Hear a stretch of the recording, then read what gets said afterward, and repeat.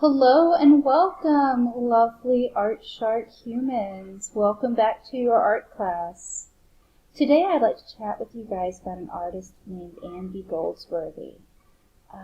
Andy Goldsworthy spends a lot of time out in nature, wandering around, and while he's there, he pauses, he pokes around at things, and creates some really beautiful stuff. The reason why I want to show you this artist, and I'll be showing you a few more like him, it's because sometimes when we're quarantined at home and we can't run out to the art supply store, we start thinking that we don't have the things that we need to make art. And I want to show you that that's not true, that you can create art with really all sorts of things. So, let me show you a few of his artworks. In the image on the left, all he did was collect leaves, sort them by color, and then arrange them so that they look like they kind of have this ombre sort of radiating effect.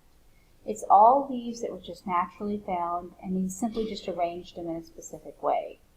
This one on the right, he's using nothing but tension to hold these sticks in position. There's no glue, wire, anything of that nature. He just kind of like weaves them together.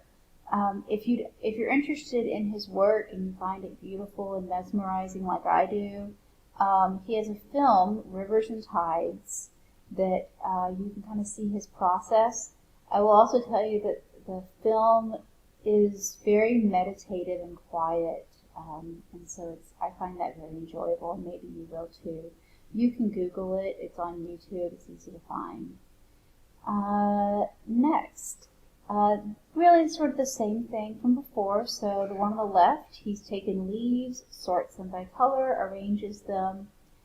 The top right is broken stones, and he arranges those so that the broken stones create a line. And the one on the bottom right is icicles, and he uses his own saliva and wets them so that then they freeze and stick back to each other to create this really beautiful thing. In alignment with that, you've got these other icicle sculptures that are just incredible. The one on the bottom is actually a ball of snow that somehow he's suspended up in a tree. They're just simple and quiet and poetic. And of course, you guys know, as soon as the weather warms up, these are going away. As soon as the wind blows, the leaves are gone. And so the impermanence of these and the fragility of them is part of their beauty.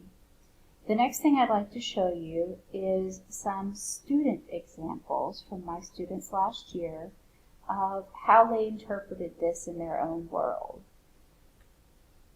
The one on the left, they've done similar to what Goldsworthy did. They took leaves and sorted them and arranged them like this. This person also hung leaves from the tree and also had some sort of flowers kind of sticking up, creating this interesting design. On the right, this student chose to create like a wearable. So she made a tiara for herself using flowers and things from the garden. These two examples, the student has arranged a radial design, so a very circular design that rotates around. You don't have to do a radial design, but it is something that students tend to gravitate towards, using rocks and stones and things like that. And here's just this incredible one. I can't even believe this was a student that made it. Using those little gross things that fall off of your tree with the pollen in a gorgeous way. So, my challenge to you, my art friends, please go out and spend a moment in nature. I know for each of us that has a different definition. Some of us have nature more readily accessible, but do what you can. Even if it's a pile of dirt in your backyard or the dog park across the street, find some little place that's not man-made or not terribly man-made and find a way to create something beautiful. When you do that, I would like for you to photograph the artwork, and then you're going to upload that to Google Classroom. Be sure that you include that special little secret thing that we have to include in our artworks each time, so that you can prove that it's yours. Remember, we can't use anything off of the internet. Okay? As always, if you have any questions, please email me. You're welcome to chat with me in office hours, and of course, if we're in person, you know what to do. All right? Have a lovely day. Bye.